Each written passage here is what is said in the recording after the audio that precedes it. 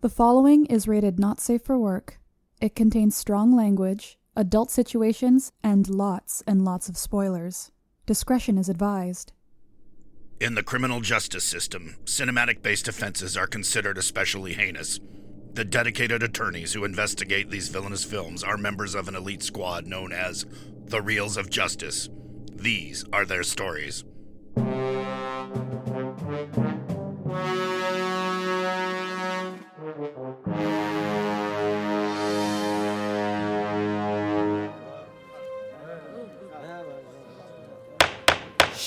Order, please, order. The Reels of Justice is now in session. Judge, now watch me get this in one take. The real national treasure, Ryan Luis Rodriguez presiding. Your eyes to the Honorable Judge Rodriguez.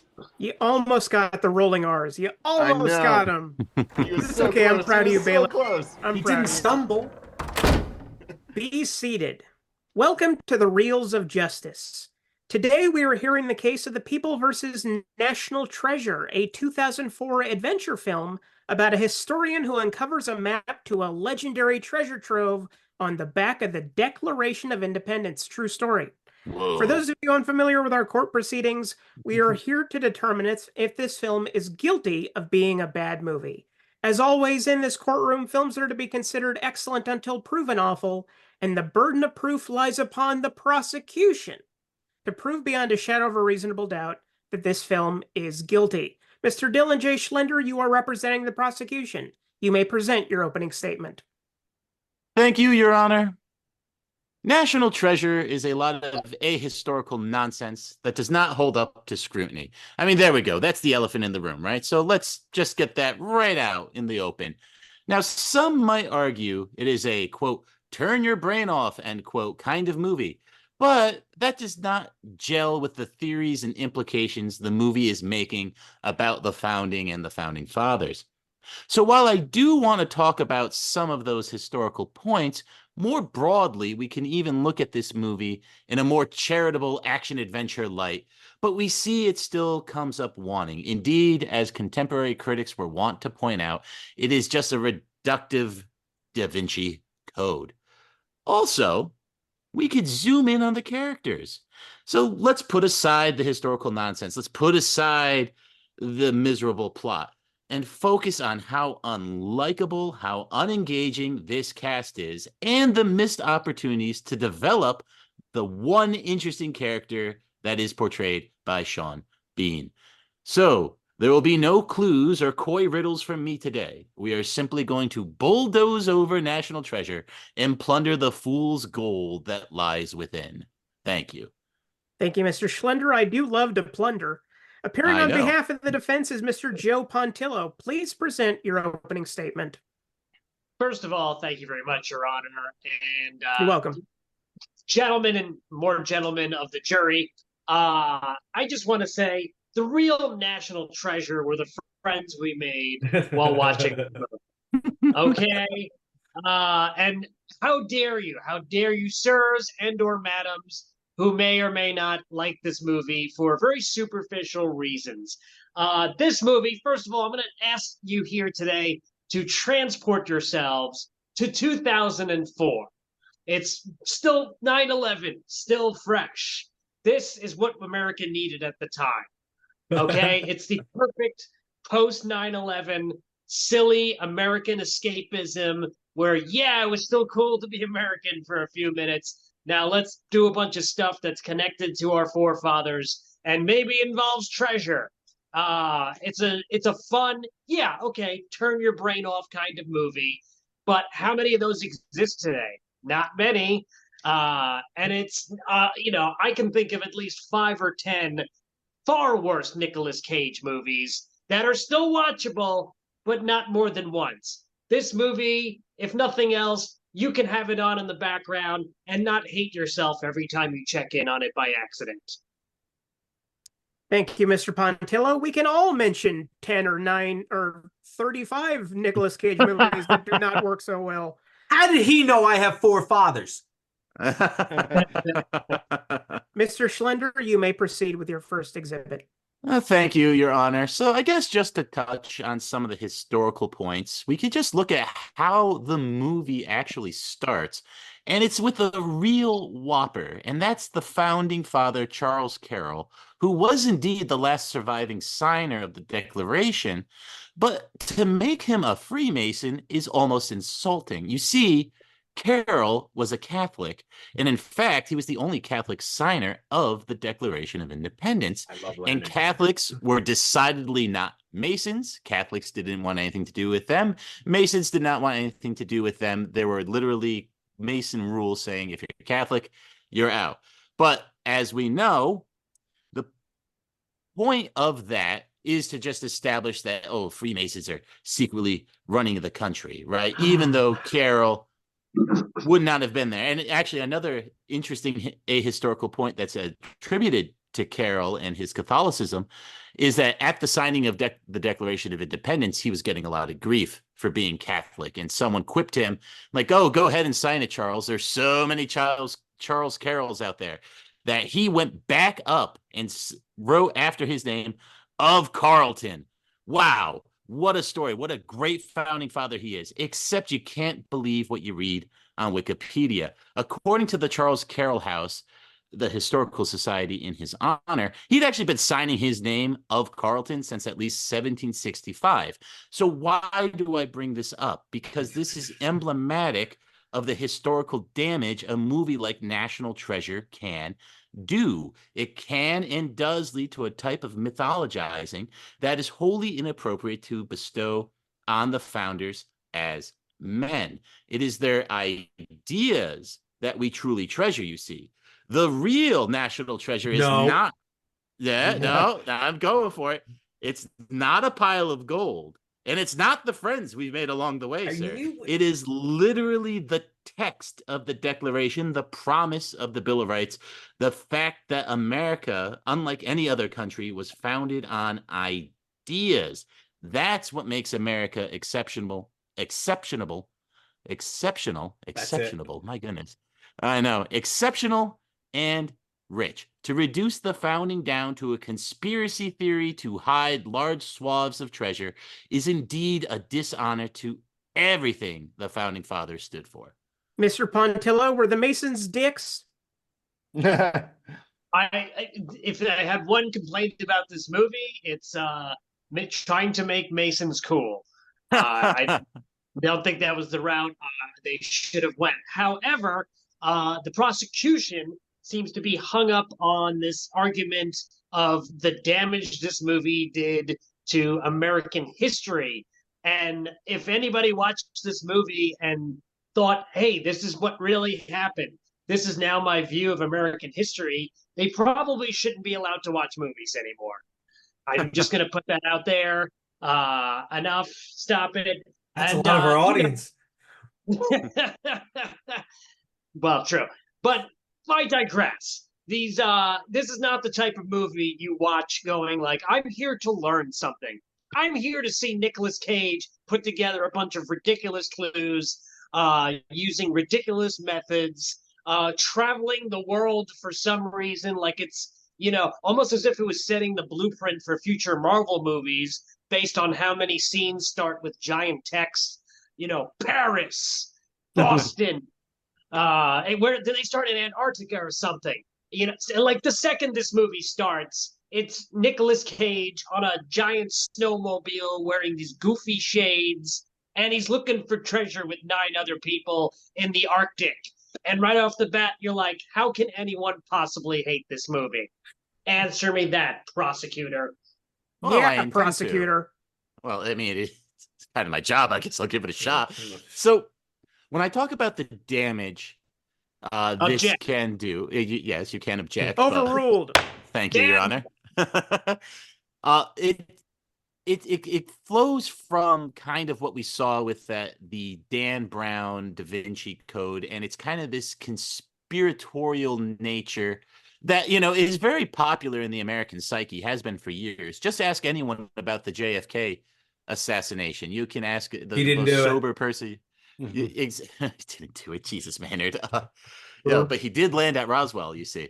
So it feeds into that instinct, which isn't necessarily altogether healthy. But I just want to stick to some more facts real quick, because obviously, as the judge pointed out in the summary of the movie, this is about a map on the back of the Declaration of Independence. Now, that could be pretty cool, but I was reading an article by noted archivist Adrian Pruitt, and they described how delicate the actual Declaration of Independence is, and would have been circa 2004. You see, Pruitt was actually addressing this movie specifically.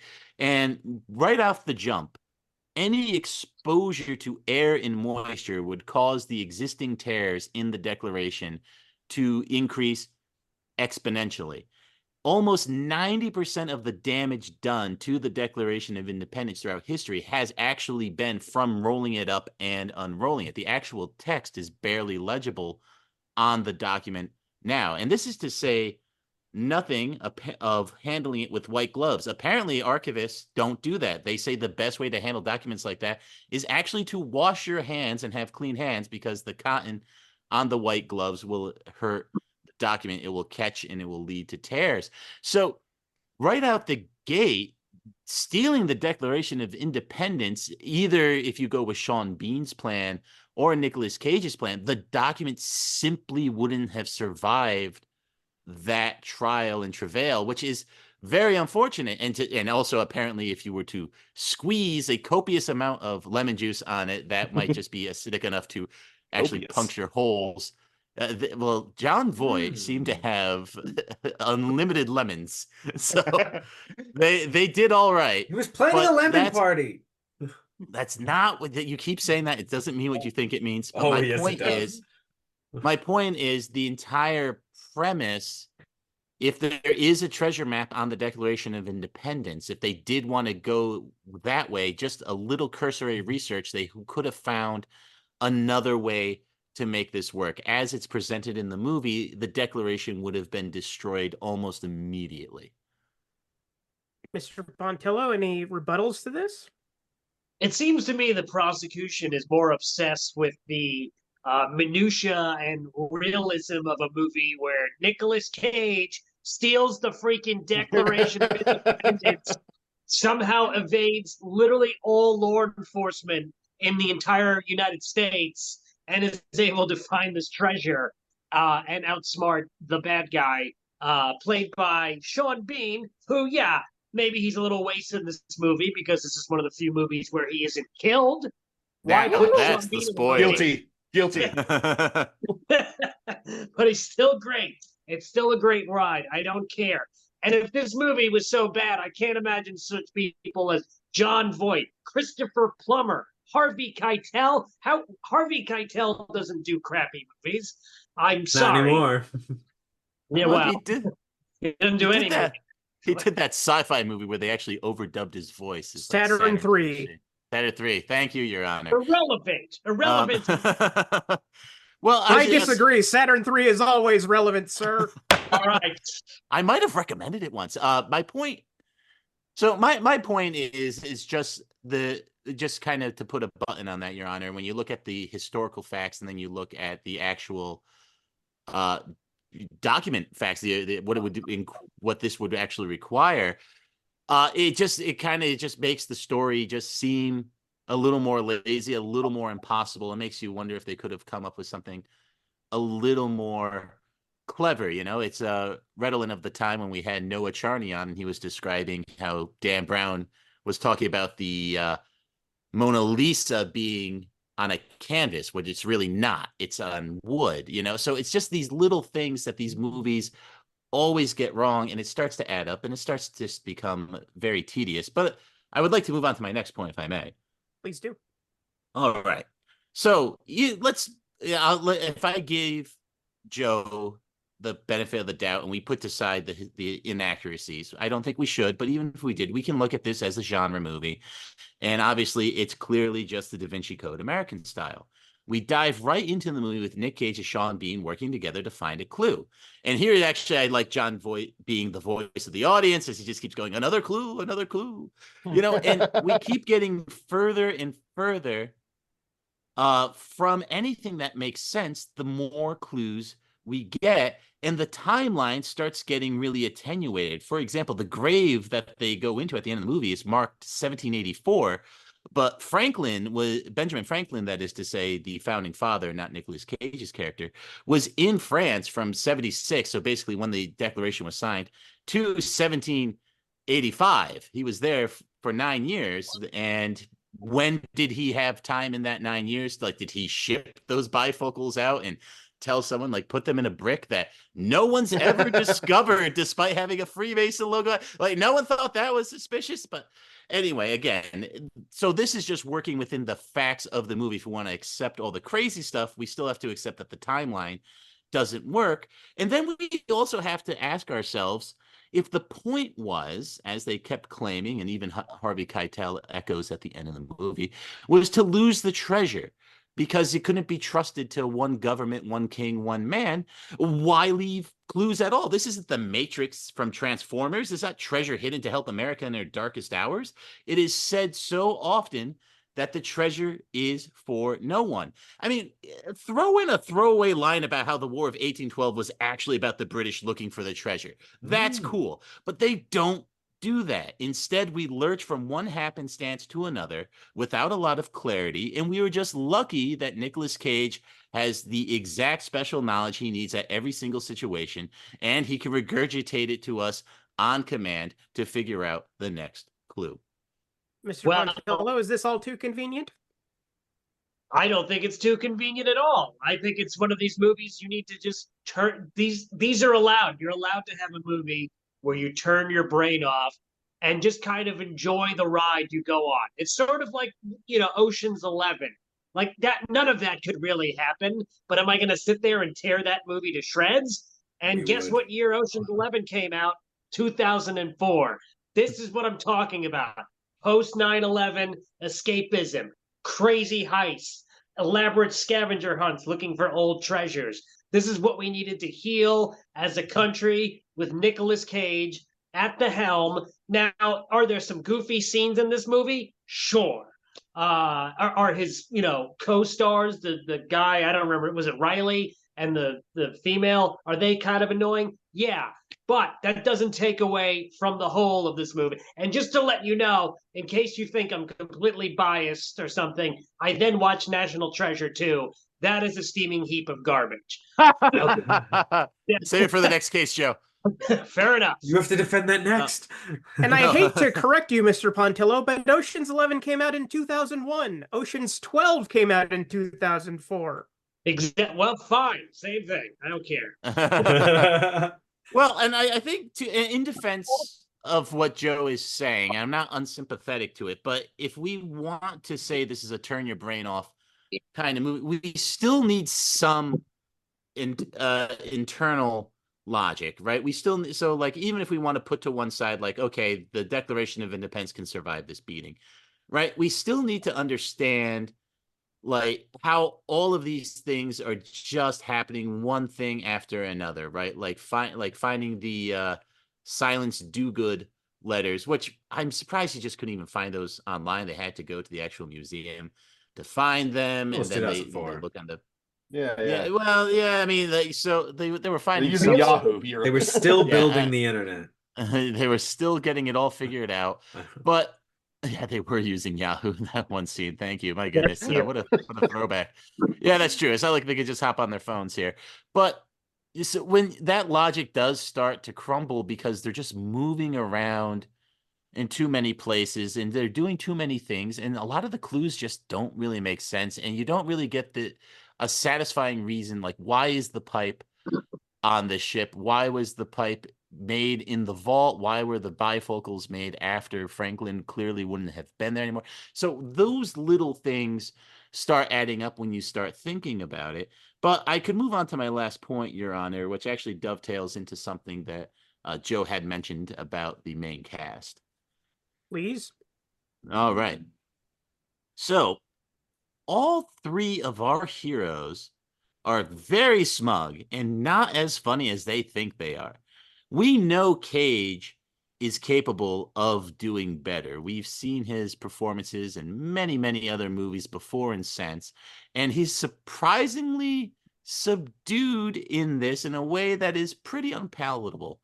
But Diane Kruger is literally then just the lady version of Nicolas Cage's character. So it's like the white bread on white bread here. This is a very bland sandwich. And Justin Bartha's Justin Bartha's turn as the quippy tech guy is so annoying. You really do hope Sean Bean shoots him. You know, when Shaw said prison, that was a good guess, and he's making fun of him. You know, like Iron Pen, prison. You know, and freaking this little nerds over there making fun of this guy who's probably actually like a veteran who's seen combat. You know, and he's saying Albuquerque. You know, it's like, go screw yourself, Justin Bartha. You're not funny. This isn't good. Shaw is 3 times the man you are, and that brings me to Sean Bean, because he actually is an interesting character in this movie. As Nicolas Cage points out, he's smart. He has unlimited resources. I want to know more about his history. I want to know how he teamed up with Nicolas Cage originally. I want to know how he has his millions. I want to know why he's a criminal mastermind. I want to know why he cared about Shaw, because remember when Shaw dies and he points the guns and he goes, if you guys think I care about any of you more than Shaw. And it's like, wow, man, that would have been a cool movie. But they were lovers. We're just getting, they could have been lovers in the night, but we don't know. That's the thing. We miss out on the most interesting character in the movie just to have these 3 bland solving clues, going through the motions characters the whole time that even John Voight can't spice them up. Oh, these have to be some of the worst main characters we have ever seen in this courtroom. We have to realize that the villain, quote unquote, because I don't even think Sean Bean is necessarily a villain. I think he just was being more practical about stealing the Declaration of Independence, right? He is such a better realized character, and the fact that the movie can't capitalize on that really, really drives this into the bad category. Mr. Pontillo, please defend the cast of this film. I have no problem with the acting of Nicolas Cage in this movie. Is it a little more subdued than a normal Nicolas Cage appearance? Sure. Is that a bad thing? I don't think so. I think it works with the flow of this movie. He's a guy who's very smart. He's spent his entire life hunting this treasure. He's finally this close to finding the treasure with, 17 or 18 very elaborate and connected things that all sort of fall in his lap. Sure, but it's all part of this fun run that he's taking you on. And yes, as I pointed out, his 2 co-stars, Justin whatever and Diane Kruger, they're not the best co-stars to be going along with them. But they're the type of co-stars you can tune out as you're watching the movie. And it's worth it to go from the brief scenes that say a Harvey Keitel or a Sean Bean pops up in, that kind of brings it all together for you. And I find that the prosecution's main issue with this movie is too much with the logistics of things. Would you have enjoyed this movie more if, say, the treasure was on the back of the NAFTA agreement, so that wouldn't have dissolved? That seems that you're in your historical ramblings about American history and this is that. This is if you're going to nitpick things like that, of course there's no chance you're going to enjoy this movie. This is not a movie. This movie was made for people who just want a silly action movie starring Nicolas Cage. And if for some reason someone while making this movie was like, man, I want to piss off a bunch of historians, my hat's off to them. Exactly what I feel like the prosecution. Yeah, the prosecution probably spends a lot of their free time getting mad at people spreading conspiracies on Reddit and 4chan, it's ruined their view of cinema. Rest my case. I would Wow. say to that, to my worthy colleague here, that the movie invites a lot of that criticism. There's a reason they're using the founding and the Freemason imagery, because it does play into the paranoid style of American politics. So I think when the movie is asking you to consider these factors and you consider them fully and find them coming up wanting, that's a deficiency of the movie and not necessarily nitpicking on anyone's part. This is what the movie is presenting. Mr. Pontillo? I find once again that the prosecution's response to this movie comes from a deep, dark, personal place that's just never going to be reconciled. I feel like why does this always happen to me? Why do my opponents always think it's a personal problem with me? What am I doing wrong here? Well, look at the common denominator. It's you. I know. I'm beginning to think that something's wrong. If you meet an asshole in the morning, you've met an asshole. If you meet assholes all day, you're the asshole. I guess so. Do I really sound like I personally hate the movie this much? Is that what it is? Yes. That is I'm just doing my job, man. I don't know that's what to right. tell you. If this job. movie came out today, I think the prosecutor would be on the news warning people that it was going to be like the Joker movie and people were going to be inspired to break into Congress and steal the Declaration of Independence. They did say that. Even in 2004. So, Mr. Pontillo, you rest on that? I'm going to rest on He might drop. You're taking a nap on both that. resting. Oh, okay. Well, yeah. All sides have rested their cases. The attorneys will now present their closing arguments. Mr. Schlender, you may begin. Thank you, Your Honor. Something we had kind of been talking about is how National Treasure plays to the paranoid style of American politics. Again, many Americans believe there's a large conspiracy around JFK's assassination. As of 2019, only 45% of Americans surveyed strongly believe 9/11 wasn't an inside job. Wasn't. 45%. So 55 think it does. Wasn't. Well, they say don't know. I mean, there was a lot of options, but you would think strongly believes it wasn't would be more. But here we are. So what a movie like this does, it feeds in to that paranoid style. It does not appeal to our better angels.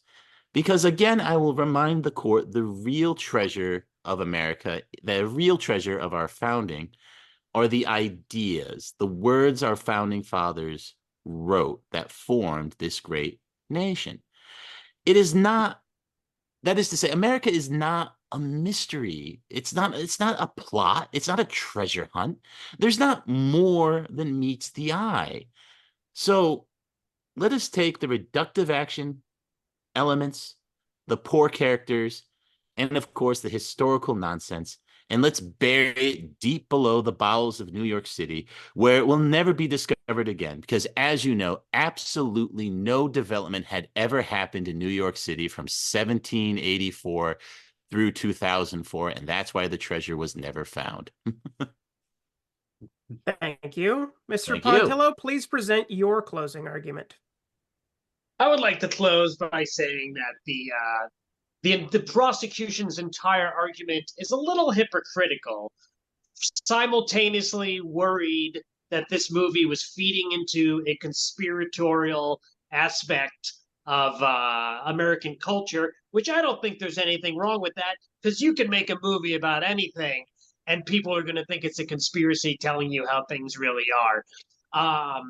But at the same time, points out all the historical inaccuracies and problems with this movie that clearly make this movie a fantasy. So you can't kind of have it both ways. And to me, this is a fun, realistic kind of fantasy movie that was needed at a time. It's got that nice, very just like calming, chill soundtrack throughout the entire movie that I feel like they just used that same music in like 18 different movies in the early to mid 2000s. And no matter what the plot is, you're enjoying it. You can't enjoy the Da Vinci Code with all the weird conspiratorial, religious aspects, but then simultaneously hate this movie because it deals with American history and it's going to ruin it for some people or make people think that, oh, something nefarious is going on. this guy probably watches CNN and MSNBC religiously, and I don't know if they should uh, too far. Anyway, but I not close far by enough. saying, you know, they believe everything they see on the news, and that's the type of America we don't want to deal with. But this movie is not about any of those things. This is just a simple, silly movie starring Nicolas Cage. Again, not one of his top 5, probably not even one of his top 10 movies, but it's a movie for years. Yeah, I was like, I don't want to watch this. And then I watched it and I said, this is enjoyable. This is a solid background movie. I watched those Oceans 11, 12, 13s. Well, maybe just 11 and 12. I kind of checked out at 13. But I would watch those movies over and over again, not even because they're great, because they were just one of those calming movies that you can just have on and enjoy and just detach from reality for 2 hours. And maybe, just maybe, be mildly entertained. Folks. Okay. Thank you both. Members of the jury, Mr. Maynard Bangs, Mr. Big Ben Haslar, and Mr. This Isn't a Day for Ryan Luis Rodriguez. You have all heard the facts concerning this case. It is now up to you to determine if this film is guilty of being a bad movie. The bailiff will escort you to the deliberation room to render your verdict. Right this way. You know, much like Edison, I know 10,000 ways not to ask a bony lass out on a date. Yeah, 10,000 ways. Me too. Is that something Edison did? I don't know. Do you have a funny voice, Ben? I can try. All right. You could be Benjamin Frank. Oh, wait, that's his name. That is true. I'm trying to dig up dirt on one of the jurors. If you can give me an extra 5 minutes. Do not call Ben Benjamin. I introduced him that way on a podcast, and he did not seem very happy about it. So I'm not going to do it again. Sounding. So pretentious. But you did get 3 times the listens for it. No. In fact, it said he prefers Sir Ben. Yes, with love. So, Sir Ben, we'll take your thoughts on this first. What did you think of what they had to say out there? Well, as is tradition, I did recommend this film once, and it is now on trial. I seem to be cursed. You love this movie. I do love this movie. I am a sucker for like those sort of archaeology adventure films. No matter how smart or how dumb they are, I am on board. But the dumber they are, the more they lean into it, it tends to work better. Mr. Schlender's argument, and I know he was court assigned, but his argument seems to be that there should be no movie. You know, like if they steal the Declaration of Independence and they open it up and it just disintegrates, well, all right, movie's over. That'd have been hilarious, though. That'd be like a good Family Guy cutaway. Like, here's the real National Treasure, turns to dust, then cut back. I bet they probably have. They probably did do that in the cutaway. Good call, Ben. You can... yeah. I mean, and like his thing about like the conspiratorial nature of it, I think that what works about this film is because the country is so young. Usually if you're doing sort of an archaeology film, like it's stuff that's all ancient. It's the Ark of the Covenant. It's, you know, Excalibur. It's all these sort of things. Well, if you want to set one here in America, you got to go within like 200 to 250 years. Well, all that stuff is Templar. That's what the Templar treasure is, though. And the Ark of the Covenant would have potentially been with it. Like the Temple of Solomon is where the Ark of the Covenant was. And they said that's where the treasure was from. So right. But I mean, to set it here in America, to have the clues here in America. We do think it came here, actually. There's actually a lot of there's a lot of thoughts that all that shit came here. Nova Scotia. So for the country to be that young, you know, we have to have like some sort of secret society that sort of orchestrates that, and that's the Masons. So, you know, I kind of marvel at this film for being able to like move it to so many different locations and connect so many different dots. Like we're going to Philadelphia. I do agree that the Mason symbol on the brick is dumb. I hate it every time. But we're going there. We're going to New York. We're going everywhere. And yet it all kind of seems to work mostly. Ryan, what'd you think? I have been aware of this Ryan, movie. What did you think? Oh, thank you. Thank you, Rob. No, Ryan, what did you think? Oh, thank you, Ben. I have been aware of this movie since it came out, obviously, and I always thought that it looked really stupid. But as I sat down and watched this movie, it almost lost me like 4 or 5 times in the beginning because I'm like, this is definitely made in 2004, and that's not a time that I'm nostalgic for in terms of cinema making.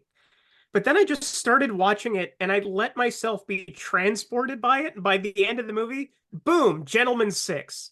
Did I give it the heart? No, but it was a Gentleman 6. And I enjoyed it enough that the second I was done watching it, I put on the second one, which is not something that happens to me very frequently. Bad move.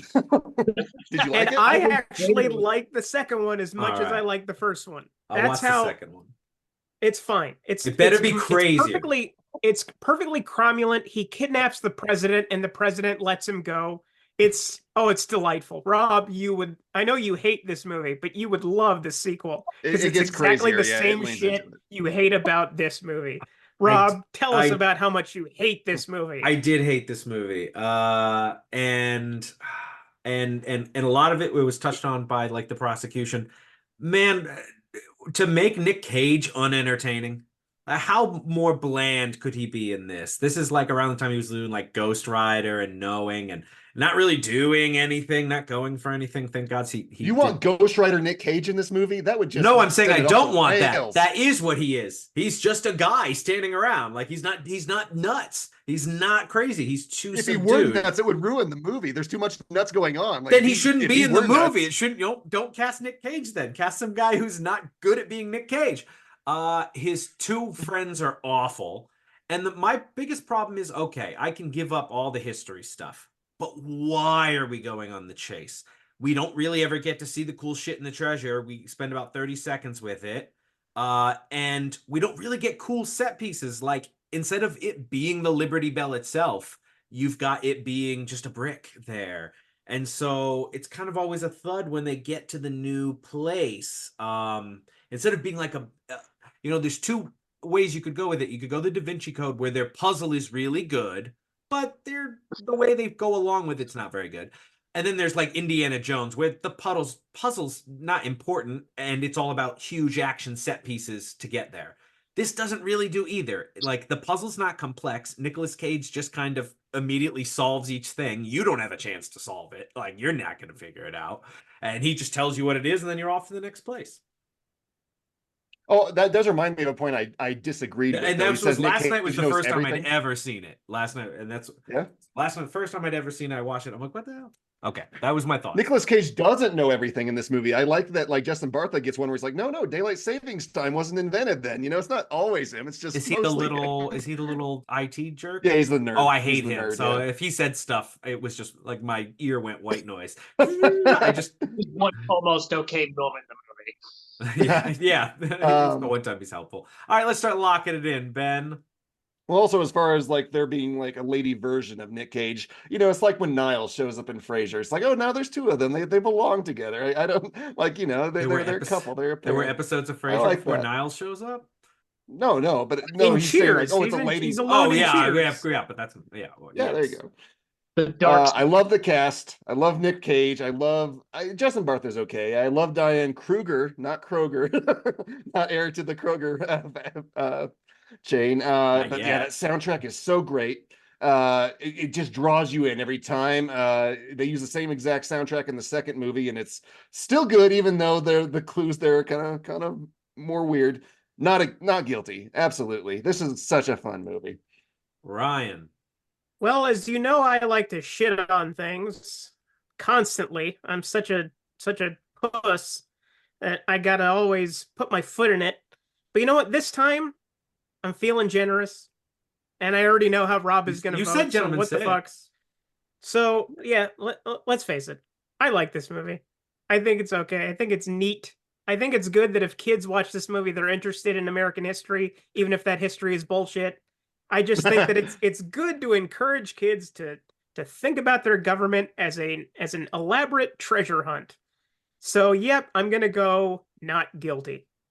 Right. So it won't matter what I say, but I do like the energy Joe brought with it. I agree. I don't care about the accuracy. But if you're telling me Nick Cage is going on a wild American treasure hunt, I expect insane Nick Cage. And like really off the wall conspiracy theories, and I expect big set pieces. I want him to trash the fucking Liberty Bell, like big shit, and it's just everything's too subdued. That's my too subdued. So I'm going guilty, but it don't matter because you guys already did not guilty. So let's get out there and tell that very handsome judge. Before we do, I want to tell you, Rob, there's one scene in Book of Secrets that you would absolutely love because he goes completely full tilt Cage. Oh yeah, I know what It's you're the most talking about. delightful scene in the entire movie. Oh my god, it's so In good. Buckingham Palace, that one. Yes, that's the one. Yeah. Ben, That's a Rob scene. I agree. All right, I'll see. I lost the second one. Mr. Foreman, have you reached a verdict? We have, Your Honor. In the case of The People versus National Treasure, we find the defendant not guilty of being a bad movie. Yes. No. Nice.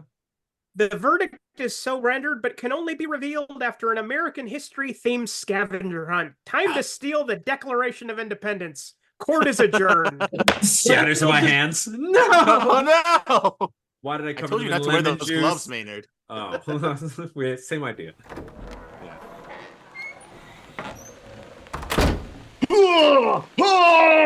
This is Nicholas. Fucking Coop. Yeah. Dylan Schlender. I'm about to steal the Apollo 11 flight plan, but before I do, what'd you think of that verdict? I think it was a fair verdict. It is a fun movie. It does have the deficiencies that pointed out, and there were some missed opportunities. But all in all, I thought Joe brought some good energy to the case, and it was a lot of fun to discuss the movie with him. I'll be okay with this one being found not guilty. And it really sounds like I need to watch the sequel, so maybe I'll do that after we're done Yes, here. you do. You need to No, we watch need a that fucking case. movie. I wanted to Really Okay. do. No such thing as a bad Cage film. Yeah. And here's Joe Pontillo, man. What'd you think of that verdict? Well, all I have to say is justice has been served, and if anyone is complaining about Nicolas Cage being subdued, think of how hard it is for him to act subdued. This is probably the most difficult acting job he ever had to take on. The second movie, he looks more like he died, and they brought him back to life. And so it's a little more Nicolas Cage wackiness for the people who want to see wackiness, but it's also a way worse movie. Whereas National Treasure 1, the original, should have never been a sequel, is a fine, wholesome movie, and hopefully more people will come to know that in the coming years.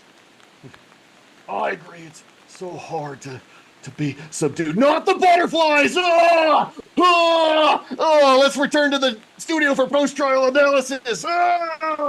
For those of you listening Really in the good audience, Nick you Cage. have no idea how much fun it is to watch Ben's facial expressions It really during that helped him. entire segment. It was Yeah, no, Ben, that was excellent. Yeah, his That was Nick Cage is fantastic. better than his bailiff. He's been doing that for 4 years.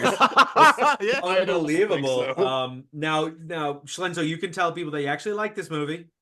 Yeah, no, actually I do. And I'm the I only think, one who didn't like it. Amazing. I think kind of what Ryan said is I think it will encourage people to look into like the founding history, and yeah, they'll find the historical quibbles I brought up, but there's a lot of fun, neat things to learn, and this movie does a good job of maybe getting you to think about it. I mean, they actually sell the DVD at the National Archive, so like Do they?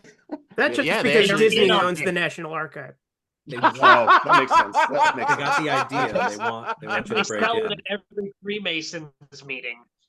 Ooh, oh well, but they had doing it for like to plan trips. It's fundraisers. But they didn't do it on Tuesday's meeting. Yeah. I mean, I knew it. No. Wait a Oh, minute. a different stance? I knew Ryan ran the media. And Joe would have won me over to I think a little bit more to if he had told me more about the whole how hard Cage has to try to be subdued. Like if I know he's Yeah. suffering that is a That good is a- point. to pull back, then I know he's going. Well, full my effort. argument during the case was, what's wrong with subdued Nicolas Cage? And then afterwards, I was like, that's the hardest he ever had to act. Yeah, So you should get an award. No, we actually, get him in like think The about it. Family Man. He's subdued in that. And Do we watch Everybody Think I loves saw the Family Man. I think we Yeah, did. some Didn't we watch freakouts in that that. one? We did. Yes, we did. did. Oh, Yep. Yeah, I gosh. think Dwight was on for that. Yeah, one. how many Nick Cage movies? We've done so many. And No, I can't we've I think done, they're, like, three, I think. they're all fair game. I'm appealing Wicker Man. That's it. It's coming up. Appeals of Justice, I heard, is coming up real Great. soon anyway. Oh, that was I one of your really cases. wanted That's to not love interesting. that, and it just didn't happen. Well, the original is so good. Now, Joe, what has been keeping you busy? What have you been doing since the last time we saw you? We got JoePontillo.com, right? Of course. JoePontillo.com. JoePontillo.com. JoePontillo.com. JoePontillo.net, JoePontillo.gov, JoePontillo.edu. Edu.sex. I don't know what I'm going to do with them, but I just want to corner the market. What has been keeping me busy? Getting booked on this podcast, canceling the original date, and then ending up getting it moved up a day. You did that. Yeah, I did. And then ultimately, I didn't need to do that. But hey, it was good to do this on a Monday night. It lots frees of up the whole touring, week now. Yeah, so now I can be on several other similar podcasts that may or may not Similar. Films of Justice. I don't know if you guys are familiar. Celluloid of Justice. We will fight them. We've got no problem. And now, so you're touring for comedy. What's the furthest you've gone? No, you left the country. I did go. I mean, I went to California a few times. That is a new country. You skipped right over me in Denver? How dare you, The sir? furthest I drove all the way to the border of Iowa and I guess it's North Dakota. They wouldn't let you in. And that's it. They were like, "You've gone far enough, They've sir. heard your act. You need to solve the riddle to get into the States." Damn it! This is National Treasure 3. Would watch one that. border guard could only tell the truth, and the other border guard could only tell lies. But I'm doing it's not a podcast yet. It's been more of a talk show so far, called the Joe Pontillo Show. Very original name. Nice I catchy. know. Took me a long time to come up with it. I've done 5 episodes so far on YouTube. 3 of them have just been me. And those are fun. So check those out if you haven't. And then last year I dropped my last special also on YouTube because it's all coming back to YouTube now. Our Instagram, Facebook, Twitter, all dying. In a year or 2, everyone will be back on YouTube and MySpace. This is my conspiracy. We should be LinkedIn so lucky. takes off. Oh god. Things are going bad though when you have to log back into LinkedIn for the first time in 13 years. So Who wants to get connected? yeah, well, we should be. We should be. But, we do work together. That's right. Yeah, nothing. The stand-a-second thing is when I started doing comedy, I would find gigs on Craigslist. This is like the mid-2000s. And the other day I was like, I wonder what's going on Craigslist. All of it seems very AI generated, maybe human trafficking going on. I'm not sure. Oh dear. I could. Joe Pontillo goes undercover and investigates. Yes, you see a post that's like, I need comedians, and then it's for laboratory testing or something. So that's where we're at, living the dream. No, that sounds excellent. So what's the name of the YouTube channel? Is it Joe Pontillo? Yeah, it's, / Joe Pontillo. The comedy special is No One Asked for This. That was the last one. I did. I remember that one. And I said I did. Every time I see that icon come up, I say I did. I thought it was both of my specials had names that I just popped into my head, and I'm like, that's the special. The first one was Delete Your Account, which is no longer available on but it's still available on like Spotify and iTunes. Is it because they deleted your account on Amazon? It was no longer getting the required. They're like, okay, boop. You have to have a minute. Oh, good to know. Interesting. Well, see, folks, tune in then to No One Asked for This and pump those numbers up so they don't try to pull that down. Yeah, smash that like button even if you only watch 30 seconds of it. No, I make it to 45 seconds. Come on, please. Yeah, now, most people. That's usually my audience retention level there. 45 seconds, and they're like, enough of this guy. That's like 3 TikToks. It's really not too bad. Now we always We always ask for recommendations from our guests for movies that you think people should see. So what is a movie that you think people should see? I'm going to give you two, and one is just connected to the movie we just argued about. Matchstick Men. Have you guys done it on the show? Not yet. I think I I've seen recommended it once, actually. It's a good movie. Ooh, then Yeah. it's double recommended. For all your wild Nicolas Cage isms, they're full of that movie, as well as a great performance from Sam Rockwell, who's kind of a very underrated actor. And then my initial recommendation was actually Game Night. Mm-hmm. Oh yeah, Jason Bateman. Yeah, which I watched by accident one day on HBO, and I was like, this is kind of good. It's kind of like a modern day version, but sillier, of National Treasure, where there's kind of a mystery to be solved. And Jason Bateman's in it, who I'll watch anything Jason Bateman is in. Rachel McAdams gives one of the all-time great comedy performances in that film.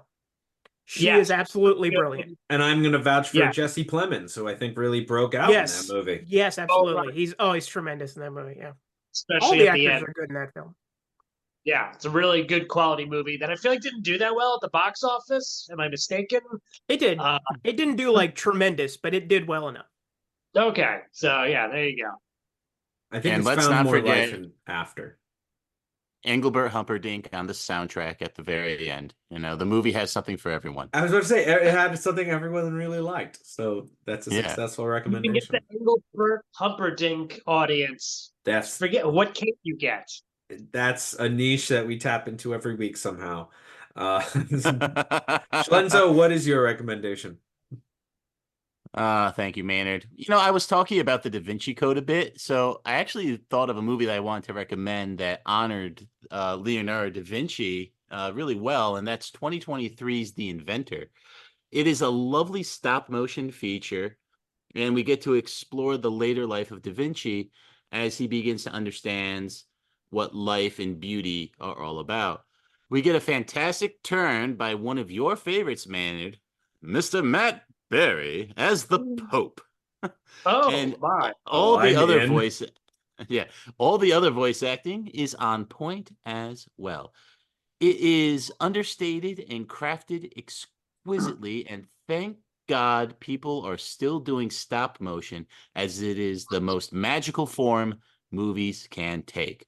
While made in 2023, it makes a lot of decisions redolent of the Rankin Bass features of the mid to late 20th century in both design and random musical numbers.